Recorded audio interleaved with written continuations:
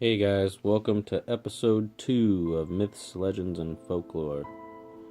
Each episode will cover a mythical or legendary beast, break it down to you, give you some cross-cultural similarities, and give you a possible encounter story with the creature. On today's episode, we cover the Northern American Wendigo, a creepy creature that made me paranoid even recording this episode. Sit back, leave a like, subscribe, follow us on Facebook, and enjoy.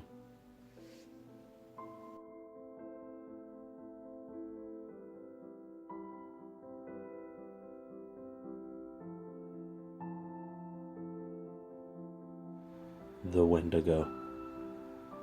In Algonquian folklore, the Wendigo or Wendigo is a cannibal monster or evil spirit native to the northern forests of the Atlantic coast and Great Lakes regions of both the United States and Canada.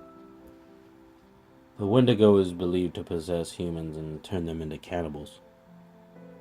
The term Wendigo, or Wendigo, is used to describe both the spirit as well as the creature humans can become when possessed by the spirit. The monster version of the mythical creature is human-like, very tall and gaunt, with deeply sunken eyes and yellowish decaying skin. They are impossibly thin and have an unending hunger that craves only human flesh. The best known way to become a Wendigo is through cannibalism. By eating another human being, even out of necessity for survival, the human can be overcome by these spirits and transformed into one. The fear of turning into this creature was so strong that it was preferable to kill oneself rather than resort to cannibalism. The legend was prevalent in the northern United States and Canada, and particularly roamed around the woods and forests in the coldest areas where food was scarce and survival was challenging. A known condition called Wendigo psychosis happens when people who have reasonable access to other food sources would inexplicably become overcome with the need to consume human flesh. One such person, a Cree man named Swift Runner, famously slaughtered his entire family in 1878, and then he ate them. Despite being only 25 miles from the Hudson Bay Company's supply outpost. In 1907, another Cree man named Jack Fiddler and his brother were arrested for killing over 14 people, who he claimed were Wendigos or about to become them.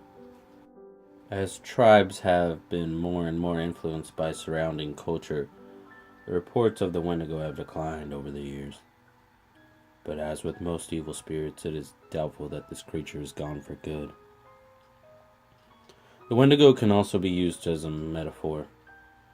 In addition to denoting a cannibalistic monster from their traditional folklore, Native Americans also understand the Wendigo conceptually.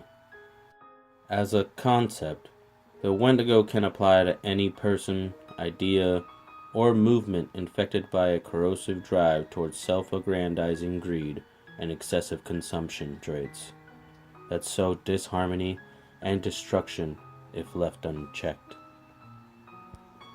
A possible Wendigo encounter. Ever since I could remember, I've loved hunting. Squirrels, deer. Started as something my father and I did together. But when he died, I couldn't help but go out there more and more and more. It was his favorite thing, and I was lucky enough to be a part of it with him. God knows I miss him. After the following experience, though, I'm scared to head back out into the woods. It was a snowy Saturday morning. The sun had just come up. I had been hunting squirrels, and the woods were deathly quiet. I sat silently under the skeleton of an old oak. Whether or not I saw or killed anything didn't matter. The best part out here was the beauty. Waking up early and soaking it all in was worth every second of quiet and cold. Everything was suddenly stirred to life by a gruff grunting sound. The noise was similar to a buck call, but so much lower and had a rough tone to it. At first I thought a massive buck was dying in the snow. Then it came again, but close enough to make my blood run cold. Whatever it was wasn't dying. It had moved an impossible amount of distance within those few seconds. I honestly had no idea what I was hearing. I did the only thing I could do. I sat still and tried not to breathe. Only moments later, I saw something that has changed my life in the worst way possible. The head of a deer with a sickly look and eyes with way too much white appeared from behind a tree 15 yards in front of me. It was motionless. Worst of all, the damn thing was 9 feet off the ground. I've never seen a deer that tall. And this thing looked like it had just been in a fight while fighting off a deadly virus. It was a horrific sight. When a clawed hand appeared just below it, I knew that it was no deer. Sounds like something out of a children's book of scary stories, I know. I wish that's all it was. But these bony fingers curved around the trunk of the tree, disgusting nails sliding along the bark. The way its head was angled, it was as if it was staring at me. Instinct took over. I grabbed my gun and ran as quickly as possible back to my truck. I had never run so fast before in my life, but somehow I still ran faster when I heard the grunting again. Closer and closer it seemed, no matter how far I ran from that place. When I reached my truck, I opened and slammed the door shut. I started and floored the damn thing. But before I really took off, I made one huge mistake. I glanced back into the woods. As if it had been copied and pasted into my memory, that thing's decaying head and clawed hand were now protruding from a pine tree at the forest's edge. I'm sorry, Dad. But I don't know if I can bring myself to ever go back out there again.